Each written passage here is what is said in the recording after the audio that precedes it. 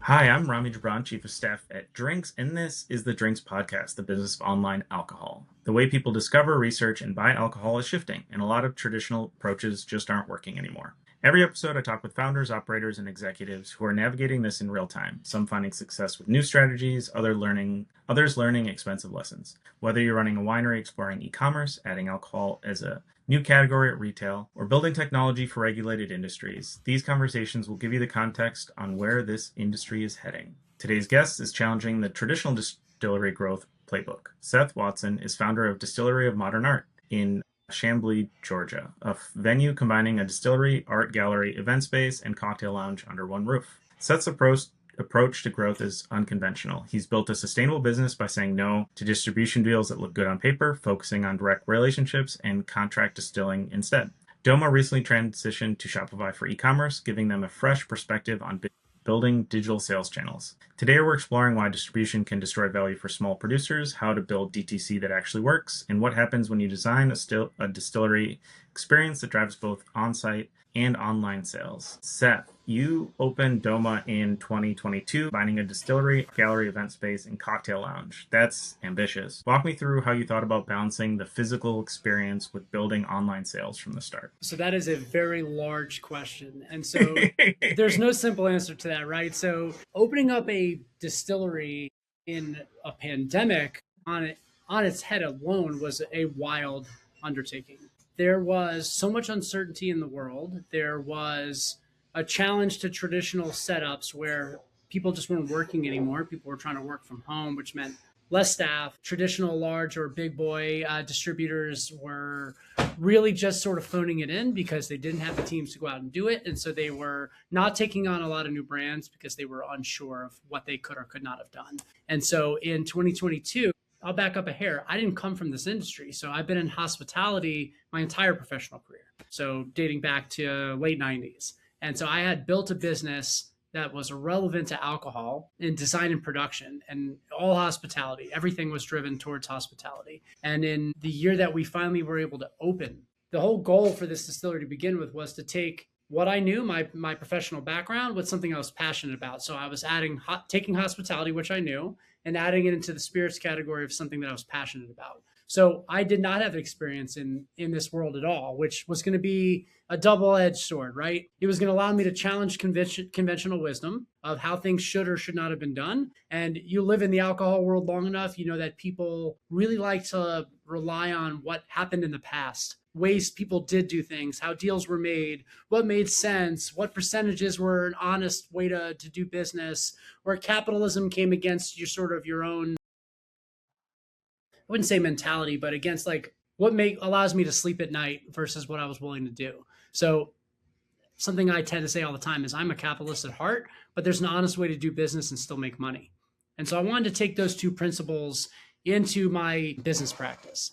And so what I needed to ensure was that I can build a brand slowly and maturely and not just count on quick logs in a fire and hope that those burn and it just takes me through where I needed to go. I wanted to be able to build a sustainable business where while I was building my brand, I could utilize multiple revenue streams under my four walls to allow me to do things the correct way. And so when we built the distillery, the goal was to have a cocktail bar. Great way to introduce a brand, of course. We've got an art gallery, which I can dive into more later, or I'm happy to do it now. But I wanted a dedicated space where I can give back to the arts community, seeing as we were sort of branding ourselves as this artistic expression within the distilling world. Full production and then an events venue. So my initial thought of coming into the industry was, hey, can I build a venue and can I make whiskey in Georgia? That was my initial purpose. I just wanted to see if I can take what I knew with what I was passionate about and can I make money doing both those things? And when I started putting pen to paper, working alongside some consultants, the first thing I realized is I can't just make whiskey and I will never be able to host enough events to afford making whiskey from scratch, especially in somewhere like Atlanta, Georgia, where we're stuck in a 3-tier system. Our laws are still archaic and date back to Prohibition, and nothing has changed because the lobbyists in the industry and the distributors have all the power. So can I make a splash doing anything in that world? And the immediate answer was I cannot. I need other spirits in our wheelhouse that I can produce quickly that don't need to mature in a cask somewhere else. And Mm-hmm. so I think I'm definitely departing from your actual question. No, no. But the idea has really been, can I play in a lot of sandboxes, make enough money that I can do things honestly and properly from the ground up? And so that's kind of where our kickoff started. What made you decide to actually build a distillery rather than have someone contract manufacture for you? Like what pushed you That's down the that? great question. That's the right question. So I would never call myself an artist because I'm not artistic. I'm creative, but I'm not artistic. And I spent so long. So the previous business was lighting, decor, prop fabrication, set design, furniture building. These were all creative outlets for me. So I can build furniture, I can build you a set, I can take an idea and create something from it. But for me, the hospitality side of it is the guest experience. The word experience comes up a lot, but the idea that someone experiences something versus just trying some random brand. I wanted to create something that people could experience. So I thought about the senses. I thought about why somebody would choose a spirit that we were making over somebody else. And while there is a lot of honest ways to make money and to build a brand or be a distillery in our industry, what I found quickly is that so many people just rely on third parties. And I Mm-hmm. was thankful that not only if I was going to do it, I was going to go whole hog, so to speak. I was never going to just go buy a bunch of bulk from somebody else and slap a label on it.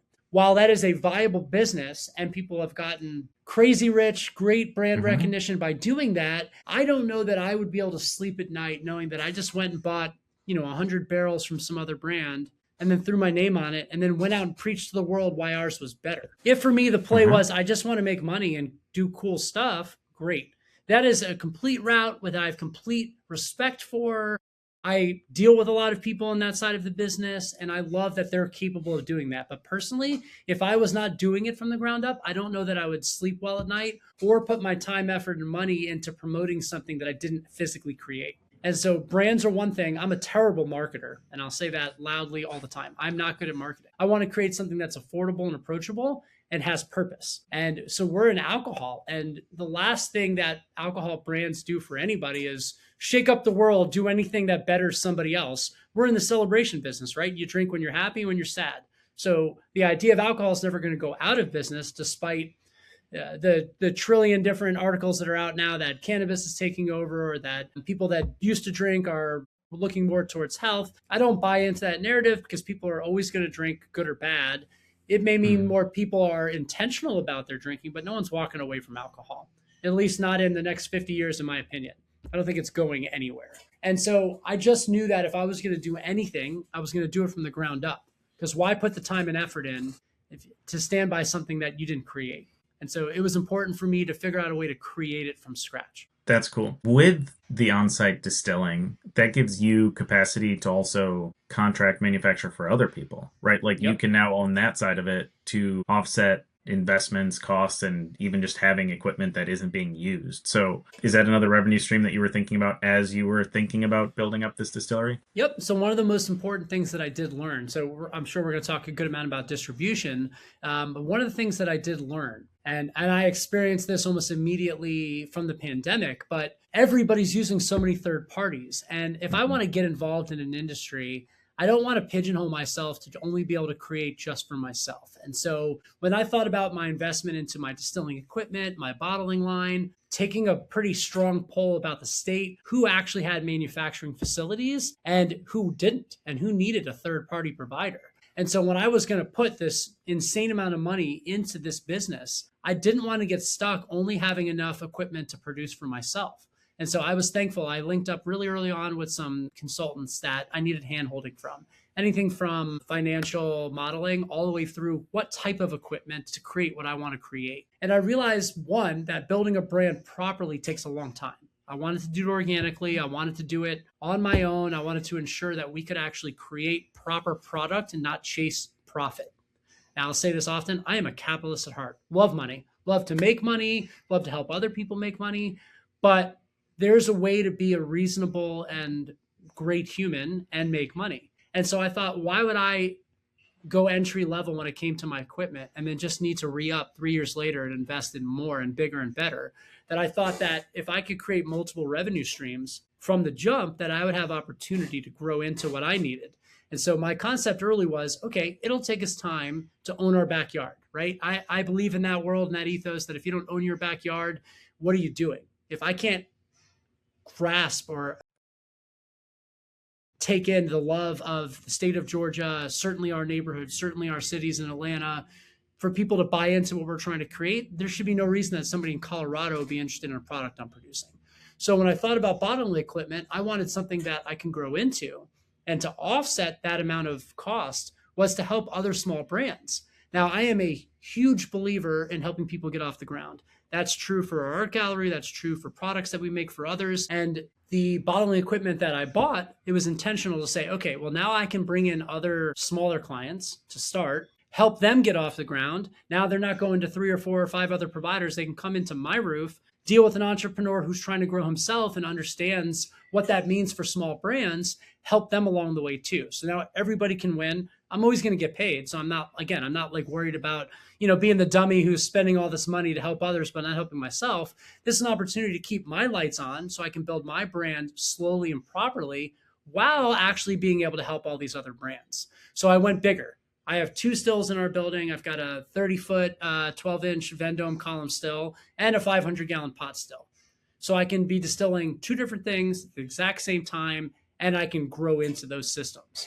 Because as it is now, I'm still not at full capacity. I have room to grow. And so our bottling line was no different. And without even being 6 months into business, we started to pick up clients who needed production help. They were using a third party in Kentucky. They were going to California. They were going all over, and they were Georgia residents who wanted to be on top of their own product. So the ability for me to have that type of equipment here meant they can grow alongside us. And the end goal is this. Simply, I will offset all of the production time to keep a staff working and happy with other products. As my products continue to need more time, I reduce the amount of contracts that I'm taking in. And so there's always work being done. I'm not bringing in, we started off with volunteers on bottling because I had a tiny team. I still have a tiny team. But because of the amount of contract work we've been able to pick up over the last 3.5 years, I've had the same team. Now, people come and go, but procedures continue to improve. The people continue to be there long enough where they're picking up and understanding our process. And that machine is running all the time, which means we're not worried about stoppage. We're not worried about retraining. All these things are allowed to happen in unison. So again, as my brand grows, I pick up less contracts. But as our growth is being done properly, in my opinion, I need to offset costs. I need my lights to stay on. I need this giant, beautiful building to continue to hum and do its job. And the relationships I build, whether it be with farmers or whether I've got a client that says, I'm calling up MGP and I'm getting 20 barrels delivered to you, I just need them bottled. I need to have that relationship with the MGPs, the Green Rivers, the bigger players in the game. We're a small craft distillery.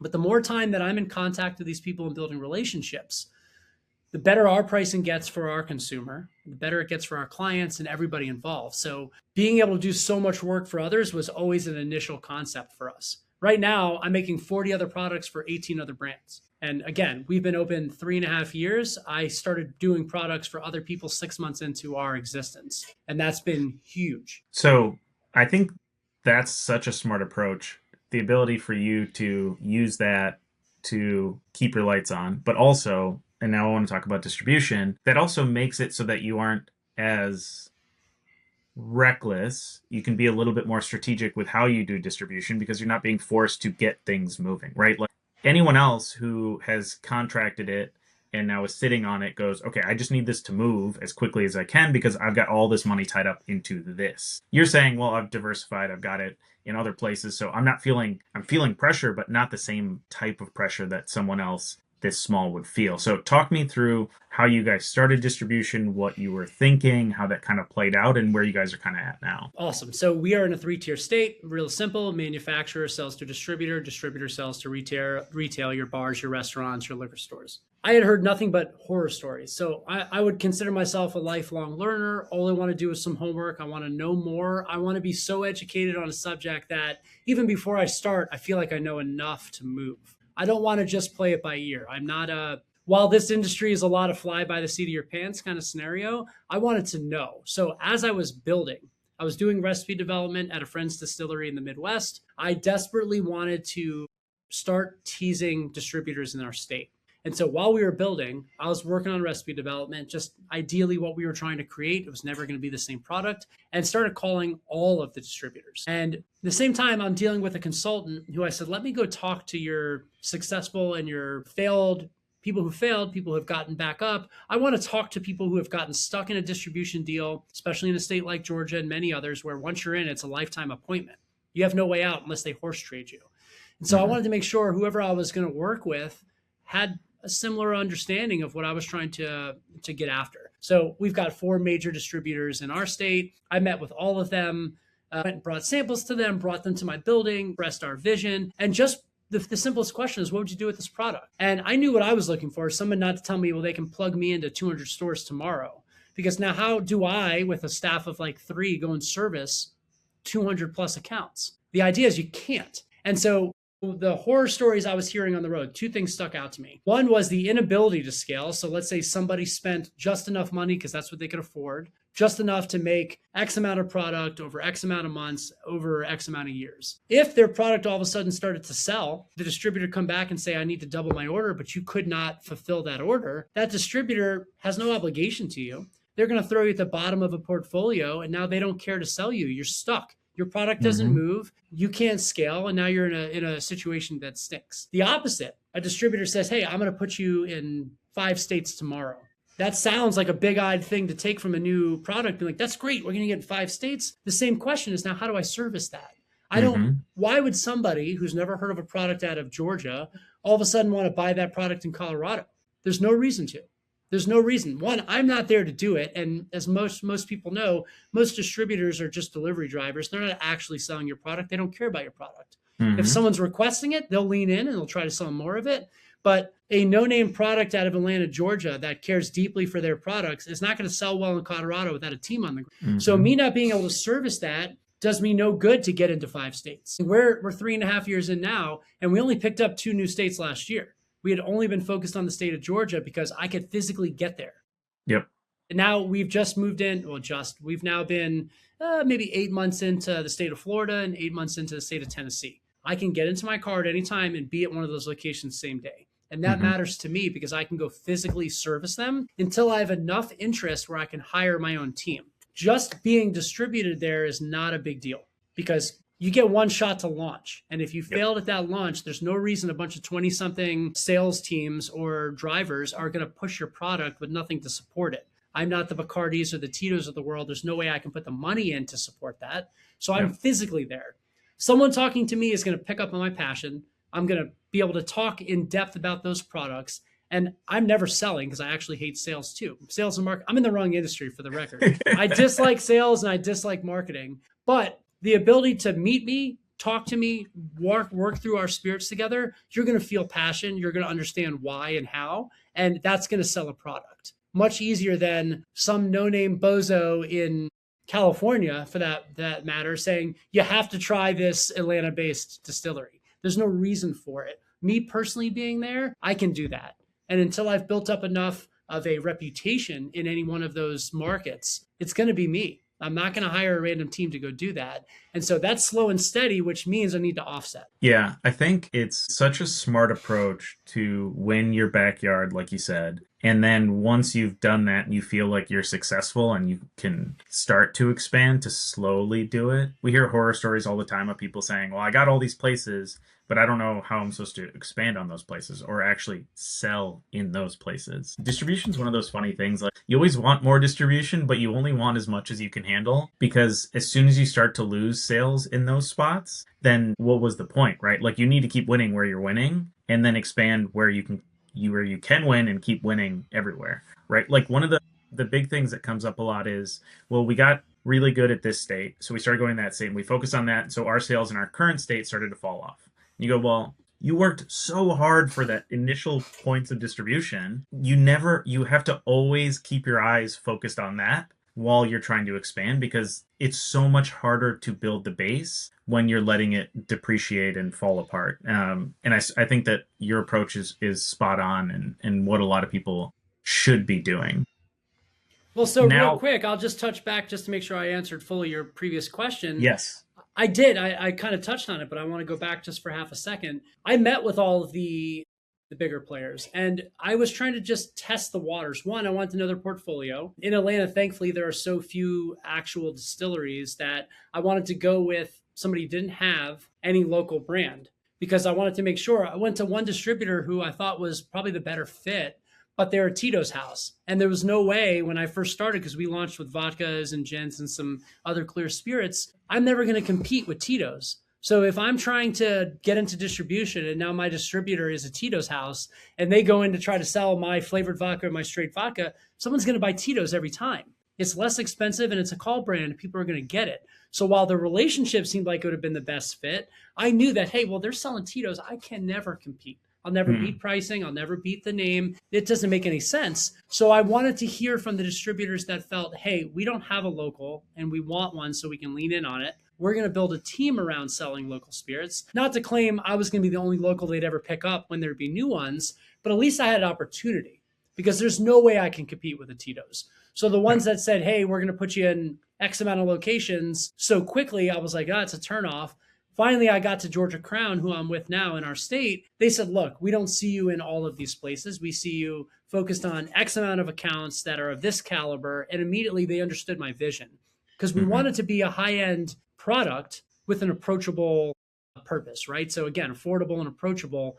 I want you buying that second and third bottle, not just the fancy first one. And so even from a pricing perspective, I knew from my research, because I love homework, anything over $50, we're going to talk whiskey, anything over $50 becomes a gift bottle. Anything sub 50 is a bottle somebody can buy second and third time. So I was never concerned about selling the first bottle. It was, will you come back, buy a second and third, and not think about, oh, this is a bottle I only want to share or I only want to gift to somebody. This is my daily drinker. I want to create daily drinkers of a high caliber. And so we finally locked in with a distributor who understood our purpose. Don't love any distributor. They're a necessary evil. I'll never bash my distributor because they've been good to us. But it's so important in choosing that partner of somebody that understands what you're trying to accomplish. And you as a business owner, as a distillery, understanding these people will never actually sell for you. They have to buy into our hype. They have to be willing to go out on a limb for us. They're never going to be good salespeople. They want an easy transaction and they want bulk. Always. I mean, yeah. So let me ask you this, Seth, when you're thinking about your points of distribution or your avenues of sale, right now you have your distributor right there selling or moving it on your behalf. You have on-site, and then you also have e-com. How do you think about the experience that you can bring to people from a DTC perspective, right? Like when we talk about experience and your background and your lineage and all of your experience, the experience there, whether it's in the tasting room or in the gallery, is going to be an amazing experience. But how do you match that online? You guys have shifted to Shopify, that's your platform, but how do you kind of try to match that for people who aren't local to you? That's probably the most difficult thing, period. Because the same question goes for distro that it does for DTC. What is it about an Atlanta-based product that's made from the ground up? We care deeply for Georgia terroir. We care about our soil, our grains, our farmers, the things people should care about from a product. How does that translate to people that are not here? So you're right. Somebody walks into this building, it's a done deal. If you've walked in here, you don't know this place from a hole in the wall, but if you walked in here, it is gorgeous. It's tailored to an experience. Every detail has been met. If you walk into this building, you get it. But how does that get projected to other states, to other communities? And I can honestly tell you, I don't think I figured that out at all yet, at all. So DTC, I should have absolutely focused a little more on e-com when I started.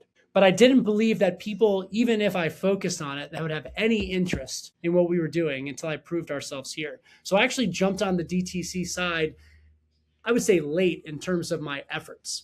So we are obviously on online. The idea, of course, is to spread the love for people that I may know, I may travel and visit, people in the industry want to try a new product.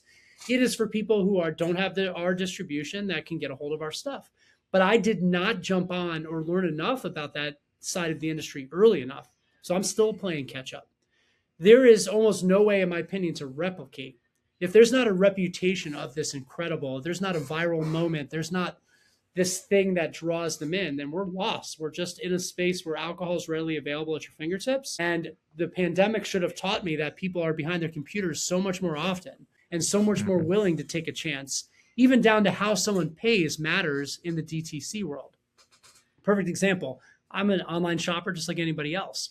When I find a random online shop that I was either advertised to or whatever it was, if I can pay with Apple Pay, it's a done deal. I'll take a shot on nearly anything if I can click one button versus enter in my credit card, enter in my mailing address. And so I didn't catch on to that. Even though I was experiencing it as a consumer, I didn't jump on it. And I honestly have clients right now that their entire business has been predicated on DTC, and they're way bigger than us, because they figured out how to capture that. And even when I was able to start pushing a DTC, there are so many varieties and so many legalities behind what you can and can't do based on where you are and what state. So in Georgia now, I actually don't ship direct to anybody. I have to first send it to Washington, D.C. And my retailer in Washington, D.C. is then allowed to ship back into 42 states. So wildly enough, the state of Georgia, where we're heavily distributed, and most major liquor stores, anywhere you really could look for product, I have a higher concentration of people who order our product online that think they're getting it direct from our distillery, but it's routed through Washington, D.C. And it's nuts. And so I would say that I am still a novice when it comes to the right world on direct to consumer, simply because the technology side of it requires a lot of knowledge, a lot of insight, and a lot of trust. And I didn't jump on it soon enough. So even just switching over to Shopify allows us to have more opportunity. We're still using the similar DTC retailer, if you will, because really they're just a shipper and it's no big deal. But I did not learn to lock in on how to promote, how to sell alcohol on the internet. It was not a focus for me. And I knew that it existed. I knew it was important. I'm still playing catch up. So the idea that you could theoretically tailor, obviously social media comes into play quite a bit, tailor how you use social media to pick up on consumers that are not in your state, to gain an interest, to share insight, to make, I wouldn't call this a lifestyle brand because I actually hate that word, but to create something that people wanted to care about enough that they're willing to spend some money to try. So DTC is a huge deal for, I think, everybody in any sort of market that's selling anything, but really for a small distillery to get recognition anywhere else, it's huge. So now what I use it for is to understand where I go next for distribution. Knowing where's there been a concentration of people that have been picking up on our DTC sales. Knowing that like randomly West Virginia or New York or California for that matter, all of a sudden people are ordering. Our social is hitting those people out in that direction. Some account hit where somebody was paying attention to something else. Now we're playing the web game, right? It's who's connected to who and why. And so I'm using DTC more as a research project to understand a concentration. To say, okay, in LA, where you are, people all of a sudden are buying Doma products. Now I have an understanding. If I go pitch a distributor in California, I can say I've got a concentration of people. There is an interest here already. There is a proof of concept that people might want to try this product. So I think we have a long way to go from profit via DTC, but in the interim, I'm using it as a homework assignment to really understand where some of our new customers are coming from. Do you think that was a gap in your conversations with the consultants at the beginning? Because it seems like you set 100%. up you offset a lot of it, you set it up really strategically, but you're saying now like, oh, we got to DTC so late. Like, and you're saying these other guys only did DTC and they're so far ahead of us. I got so focused. I mean, literally, you don't find a lot of entrepreneurs that are business owners, also operators. I think you find ones that are separated from that.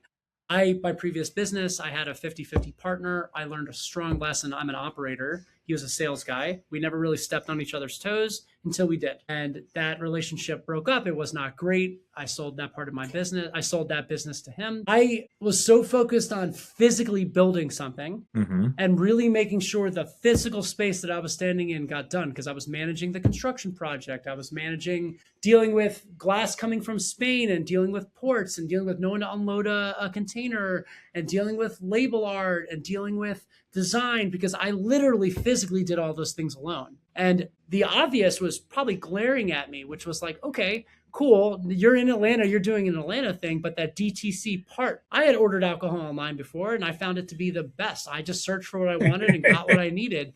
But there were so many things on my plate that the obvious got left off.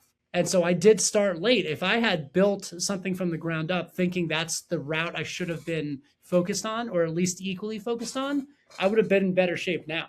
But there was so many things with so little people to help me.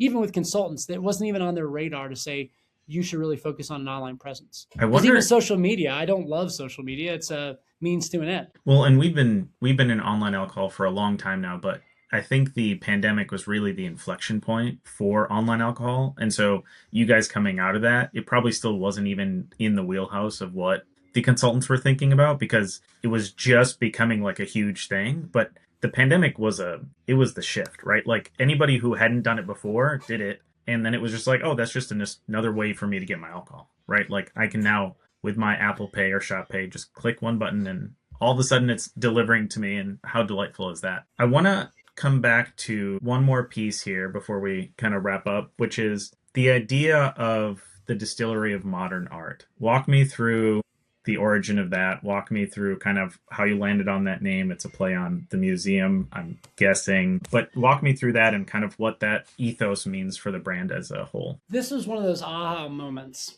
for me. So again, previous industry, worked with artists and creators for a very long time. Generally, it was transactional.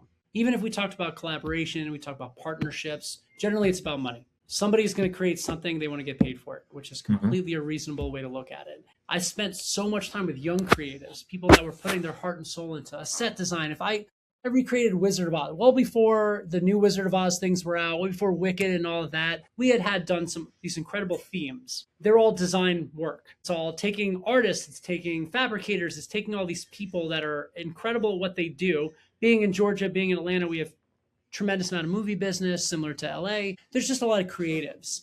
And we would design all this really excellent stuff. And I just kind of hated the idea that no matter what, it was transactional. Because once that was done, if someone's like, oh, do you know an artist who could do this, who can do that? I do, but all they want is money. There's no real like collaboration. There's no real mentorship. There's nothing that would like allow us to keep a good fluid relationship unless it was about money. So nobody wants to talk about it. When I started doing recipe development, I was out on the road for probably a solid year. Again, we'll say specifically on whiskey. My idea was to do blind taste tests. I wanted to take, now personally, I'd never do more than 4 or 5 in a blind test. This idea was I was doing about 10 at a time. And it was everything from your very expensive whiskey down to your tried and true $20 bottles. Old Granddad all the way up to your Pappy Van Winkles of the world. And when you strip away marketing, I knew the answer was going to be something different. But as soon as you remove the marketing from this scenario, people are basing everything solely on taste. Mm-hmm. And never once did the Pappy Van Winkles of the world make it to the top 3. In any blind test I did, I must have done 70, 75 of them maybe throughout a year all over the country. Never did the expensive whiskey make the top 3, which was obvious. People love hype. People love being marketed to, and taste is subjective. And that's really what just kept ringing in my head was taste is wildly subjective. What you love, and I'm looking at some art behind you, this related to the way I thought about art is you may love a piece of art over your left shoulder. I may not get it. Mm-hmm. That's the same with a spirit. You might think this is the best whiskey you ever had, and somebody else might think it's too oaky.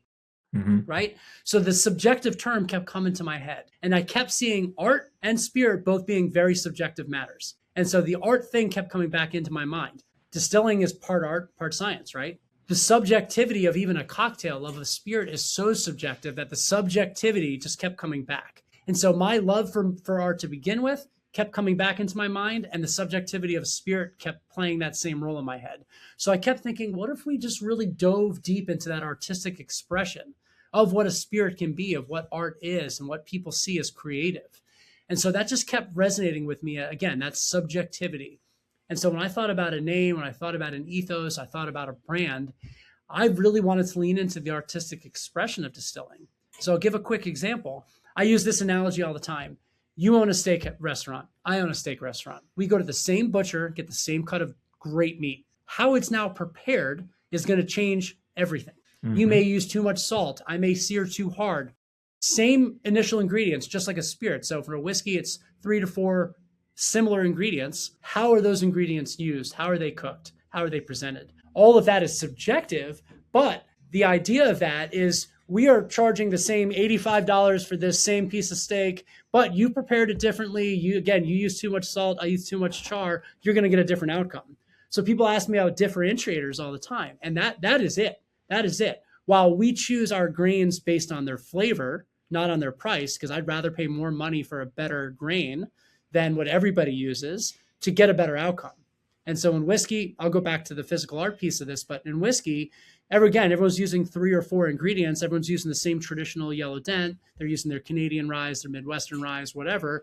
We locked into Georgia grown grains. And so I don't use your yellow dent. I use a white non-GMO corn because of its flavor profile. I use an Italian varietal rye called a Abruzzi because of its flavor profile and because it grows really well in the Southeast. And I use Georgia because our soil is very unique and terroir matters, just like it does in wine. It matters in anything you're growing and eating. Produce from certain areas are better, just like in California. And so as I thought of the brand and the ethos, the thing that kept jumping was artistic expression. And so when I thought about, well, how do I envelop art into everything that we do? Well, in our building, every single room is dedicated to a particular modern artist that I love. Our art gallery is dedicated to only local artists, where we pair 2 complementary artists at a time. We rotate them every 6 weeks, and we take 0 commission from them. The idea on that was simple. If I say we're art focused and we want to support the arts community, if I just say that and it's just printed somewhere, it's not really living that. I want to give back. And this goes back a little bit to my idea of not everything being a transaction when you deal with art and when you deal with people and you deal with subjectivity. I wanted the ability. So you may know this, you may not. When an artist goes into a gallery, they pay 50, 60% commission back to the gallerist. And so if they're selling a $2,000 painting and they got to give up 50% of that, that's taking a lot of money out of the pocket of that artist. I am in the business of elevating them and selling spirits. So I want to take 0 commission from those artists. Yep. And even worse, for someone to get into a gallery, they have to have previously been in a gallery. So now I'm creating a stepping stone for these artists who can come up, and if their rent is $1,500 and they sell a painting, now they've got rent.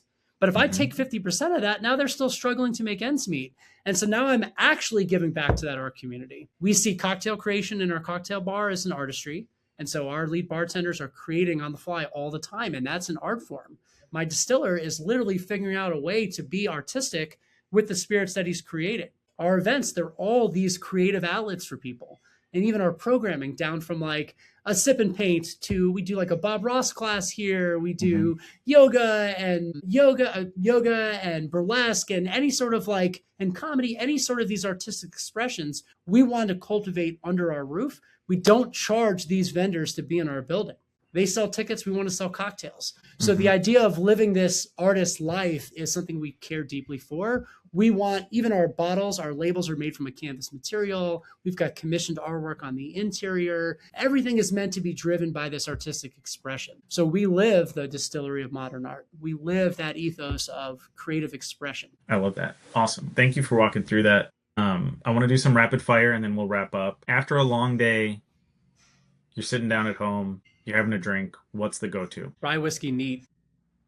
Neat. Are you putting a drop of water in it? Nope. No. So no, I will step back on that. I won't take too long. I love to always try a spirit in its natural form. Okay. I love a good cocktail. I love ice. I love adding water. I understand why all those things work. I am a convenience drinker my whole life. And if I can just pour, not worry about ice, not worry about what glass it's going into, and just enjoy myself, I know how many ounces I can drink before I am a different person. And I appreciate being able to just pour a glass into a glass and move on.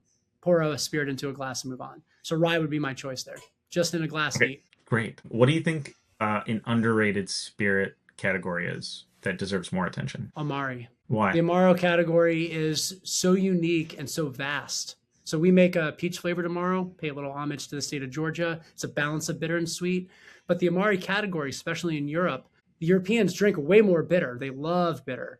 And only service industry people in the States really, really lean into bitter because it's just, it's a bartender or a service industry person thing to do. But the variety, you go to any city, any state, any country or township, anywhere outside of the United States, they all have their unique version. It's all of the different botanicals or things that are available to them in their country or their area. And so everywhere you go, it's slightly different. And I love that because it's the variety. You think about even the saffron industry is heavily influenced by alcohol. There are so many in the Amari category that use saffron to create their Amaro. And it's one of those things that are like, it's so random. I love bitter, I love sweet, and I love the variety. Like whiskey is always going to be one of 5 things, right? You're never going to get such a variety that it matters. Vodka is always going to be vodka until you go flavored. Gin, you've got nuance, but it's still gin. The Amaro category just is so vast. Yeah. And that's how I've had it, I think, with bartender saying, we should have this. What do you think the worst trend in craft distilling right now is? Worst trend in craft distilling, I would say fat washing something. Really? I just think it's such a dumb thing. Like, I don't want fat in my drink. I get it. Some cocktails are great with it. You see it now in bottles where they've distilled like fat back or fat washed spirits. I think it's a ridiculous trend to me. And so is high proof, in my opinion. What do you think an underrated drink to really taste the spirits in that people should be trying? Doma spirits or any spirit? We can say any spirit. So my biggest beef with a cocktail is when you can't taste the spirit. Mm-hmm. So I would lock in and say a Black Manhattan because you have two spirits that go in there, a little bit of a modifier. You get a little bit of bitters, sometimes some citrus. But for you're talking about Amaro and rye whiskey, that's a great way to put a cocktail out there. I think that's underrated. Yeah, I like that. And then of the Doma spirits, what's the one bottle if people are going to ship one to their house today? What's the one that they should order? I'm going to say something that's unpopular to say, but we make a peach flavored vodka that is wildly inexpensive and will blow your socks off. And I say that from somebody who doesn't like flavored vodkas. Mm-hmm. I don't think you need to. We're using a real peach. We're using the best quality vodka that we can create. And it is the most sippable, craveable, and affordable spirit that we make. All right. I like that. Seth, this has been delightful. I appreciate you kind of walking through the background of how you guys started, what you guys went through, how you guys have made a sustainable distillery operation. I think it's really valuable for anybody that wants to be in this space, anybody that's looking to expand in the space. Distillery of Modern Art, they can find you online on the socials. Is that the best way? And then they can come to you directly. And I'm going to say the name of your city wrong. Is it Chambly? So it's Chambly, but anybody that tries to make it sound fancy calls it Chambly. Like a little emphasis on that, like a Target sort of style. But yeah, We're in Chambly. We're a suburb of Atlanta. We're on the MARTA rail. We are 3 miles out of Buckhead if people know the area. And of course, anything online is distilleryofmodernart.com. Beautiful. So go visit Seth, go see the art, go taste the art that they're making behind the bar there. This has been the Business of Online Alcohol. If you guys have found it interesting, share it, like it. And with that, I've been Rami, and this has been the Business of Online Alcohol. Thanks.